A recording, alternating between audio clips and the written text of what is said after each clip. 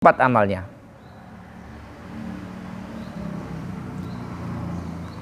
Ada lagi yang mentafsirkan ayyukum ahsanu aklan, atammukum aklan, wa asyaddukum lillah khaufan.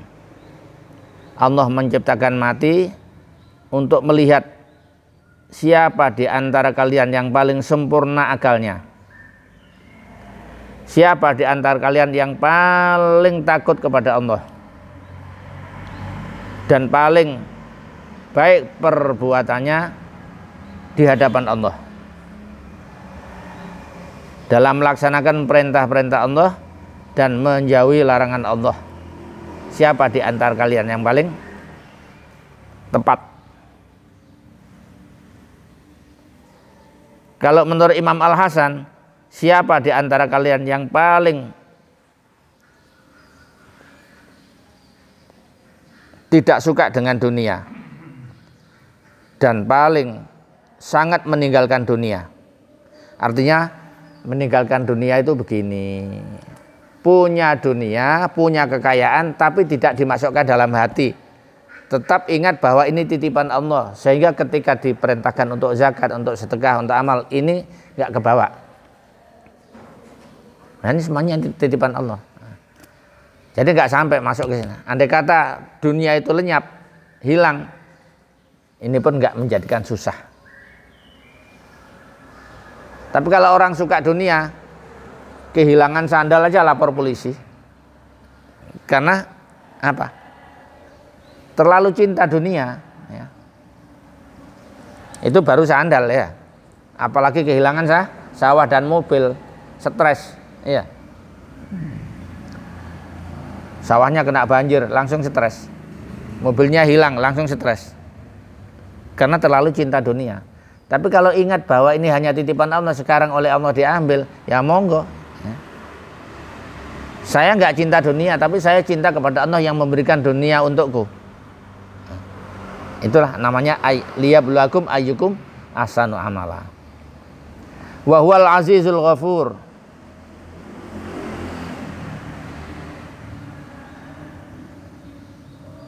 Allah lah yang maha menang.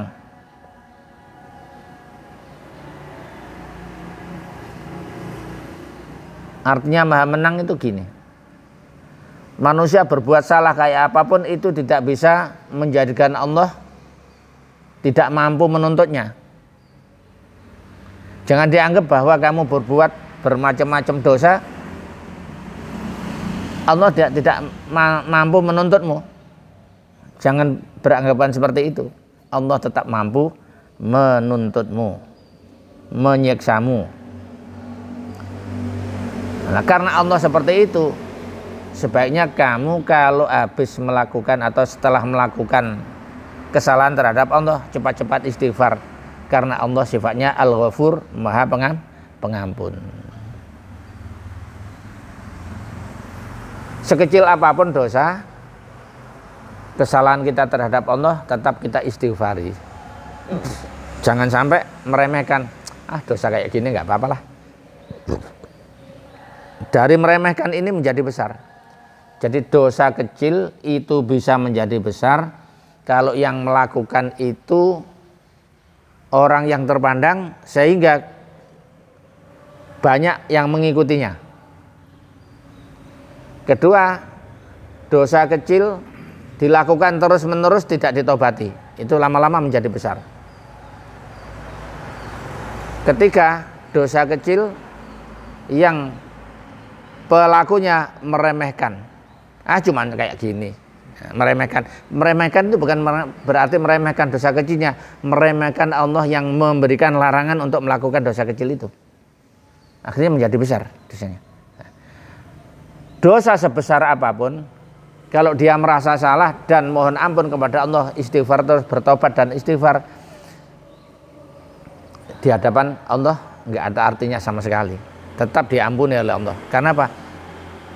Dia sudah tobat dan mohon ampun kepada Allah. Makanya yang paling enak melaksanakan ayyukum ahsanu amala. Siapa di antara kalian yang paling tepat, paling bagus paling ikhlas amal ibadahnya ya lewat tobat dan istighfar itu tadi. Nah, tobat dan istighfar itu paling tepat-tepatnya bekal yang untuk menyongsong hidup setelah mati. Walaupun dosa kecil, orang dosa besar aja diampuni oleh Allah gara-gara tobat dan istighfar, apalagi dosa kecil. Nah, termasuk ampunan dosa itu oleh Allah dilewatkan ketika kita sholat berjamaah, yang aminnya bersama dengan aminnya imam. Maka kasih kesempatan imam. Waladdallin. Imamnya ambil nafas, terus bersama-sama. Amin. Nah, ini yang suka ganggu ini kan anak kecil. Imamnya baru waladdo, anak kecil sudah amin. Kadang-kadang makmum yang tua-tua, makmum ke anak kecil. Iya. Rusak jamaah kalau seperti ini. Enggak jadi dapat ampunan. Jadi kasih kesempatan. Ayo coba dilatih. Ghairil maghdubi alaihim waladdallin. Amin. Nah, saat gitu ya.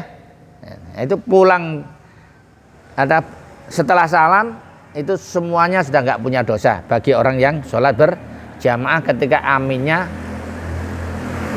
barengi aminnya imam. Kalau di situ ada anak kecil, amin lebih dulu, kemudian makmum ini ikut anak kecil, ya. Makmum ke imam apa makmum ke anak kecil? Lah, makmum ke anak kecil itu tidak dapat ampunan dari Allah.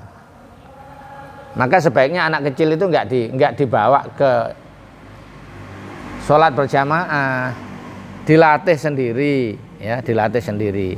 Atau kalau terpaksa dibawa ke jamaah, anak kecil dibilangi, nanti kalau amin jangan mendahului imam, harus bersama, jangan ramai di masjid.